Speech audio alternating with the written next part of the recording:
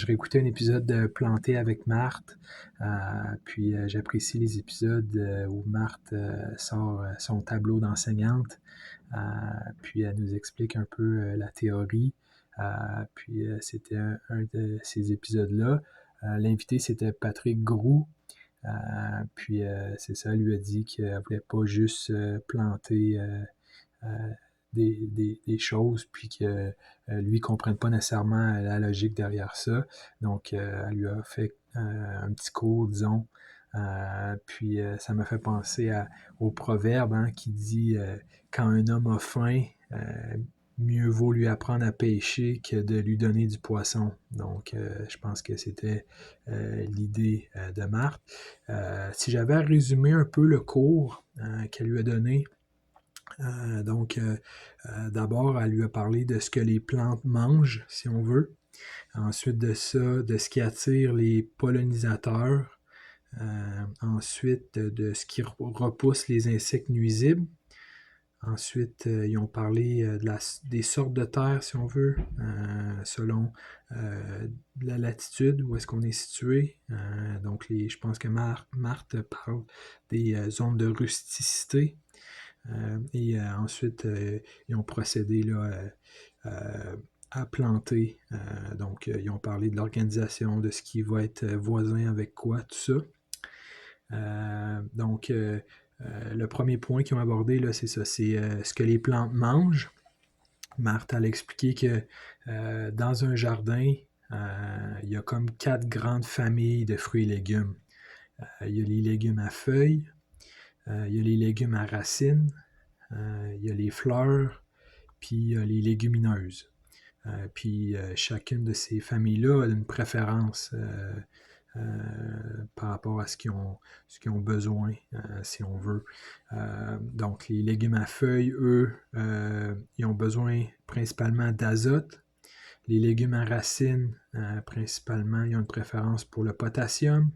Les fleurs, donc ce qui fleurit puis qui donne un fruit, eux, ils aiment le phosphore. Et pour ce qui est des légumineuses, eux, leur fonction, c'est qu'ils peuvent capter l'azote et le redonner à la terre. Donc, ils nourrissent les autres familles, si on veut. Donc, savoir justement ce qui nourrit chaque type de fleur ou de plante, ben, ça permet d'acheter l'engrais. Donc, quand on va acheter un engrais, souvent, ben, il va y avoir une série de 3 chiffres sur la poche. Donc, le premier chiffre, souvent, ça va être l'azote. Donc, ce qui fait faire des feuilles. Ensuite de ça, le deuxième chiffre, le phosphore, ce qui fait faire des racines. Et ensuite, le potassium, pour les fleurs.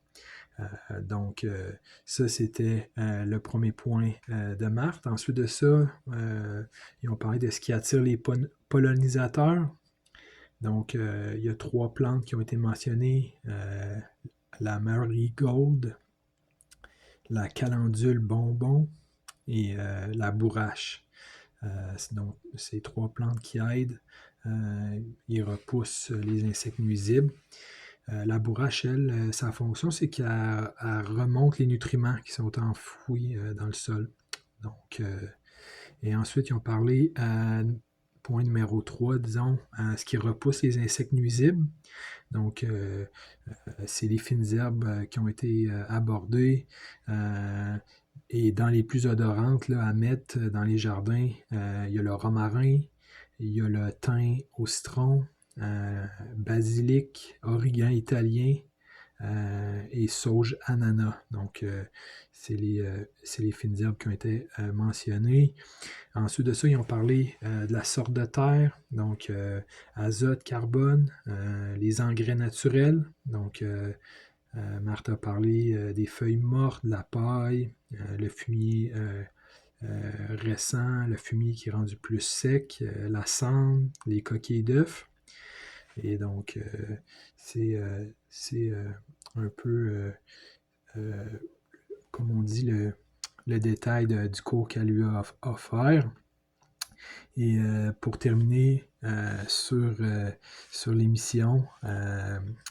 Je voulais mentionner une métaphore que Marthe a expliquée à Patrick.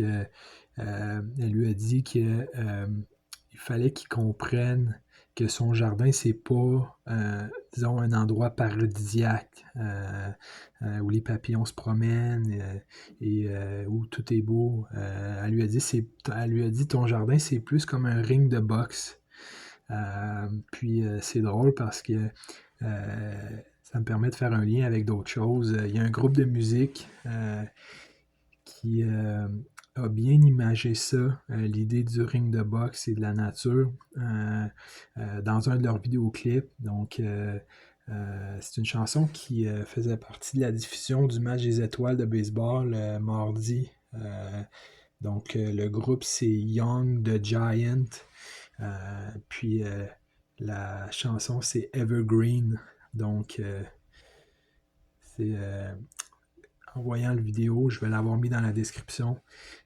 Ça permet de comprendre l'image que Marthe a voulu faire un peu en parlant du ring de boxe. Et donc, je trouve que le groupe a bien, compris la métaphore, si on veut, puis ils ont fait un beau vidéoclip.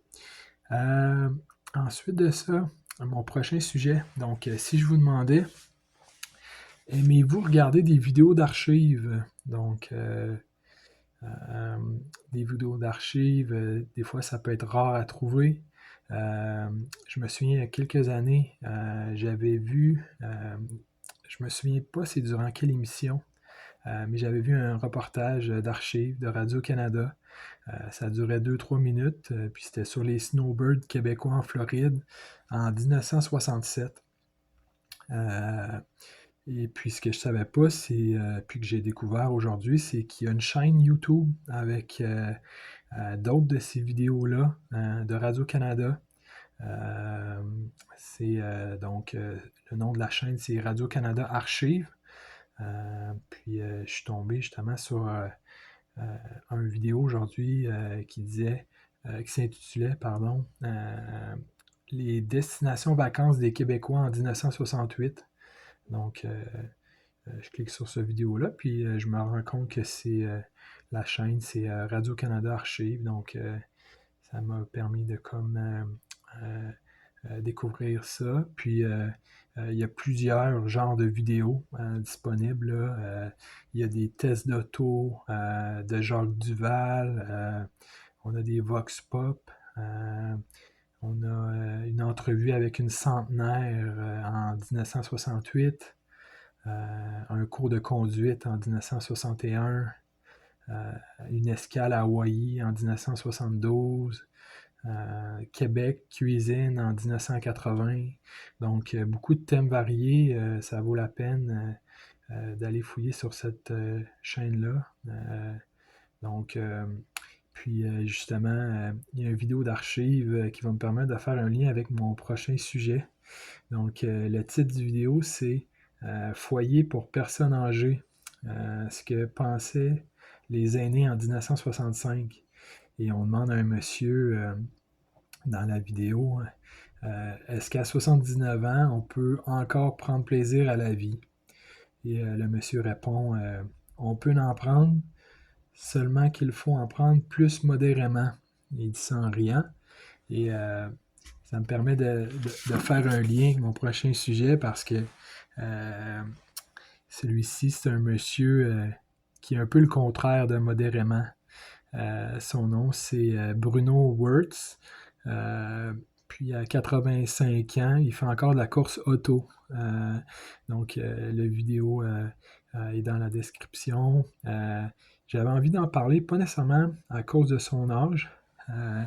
D'ailleurs, comme il dit lui-même, il ne veut pas se vanter parce que ça peut changer vite. Mais j'avais envie d'en parler plus parce que le monsieur, il a une belle énergie, il a de l'air fin. Et c'est un beau reportage de 10-15 minutes, une belle tranche de vie, si on veut. Donc, puis la vidéo, c'est sur la chaîne de Télé-Québec.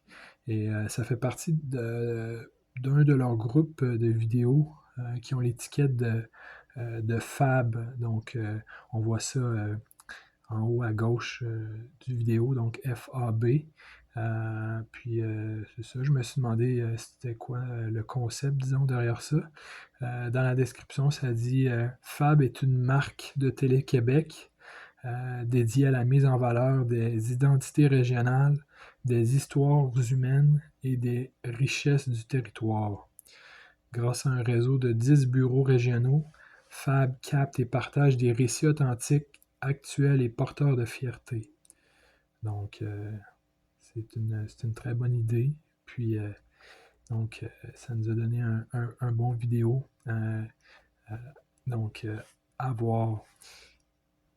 Voilà, donc c'est ce qui conclut pour aujourd'hui. Merci et je vous dis à la prochaine.